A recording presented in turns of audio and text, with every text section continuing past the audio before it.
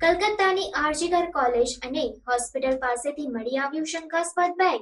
Dog squad અને bomb સ્ક્વોડની team ઘટના સ્થળે પહોંચી. કોલકાતાની આરજીકર કોલેજ અને હોસ્પિટલ પાસે એક શંકાસ્પદ બેગ મળી આવી છે. આ શંકાસ્પદ બેગ તે જ જગ્યાએથી મળી આવી હતી જ્યાં ડોક્ટરો તાલીમાર્થી તબીબોની હત્યાનો વિરોધ કરી રહ્યા હતા. ડોગ સ્ક્વોડની ટીમ ઘટના સ્થળ પર પહોંચી ગઈ છે. બોમ્બ ડિસ્પોઝલ સ્ક્વોડ પણ ઘટના સ્થળે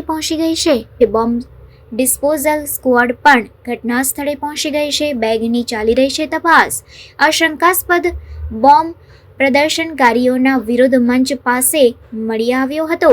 પોલીસે શોધી રહી છે કે આ બોમ્બ અહીં કોણે મૂક્યો છે, ત્યારે બોમ્બ ડિસ્પોઝલ સ્ક્વોડ બેગની અંદર શું છે તે શોધી રહી છે.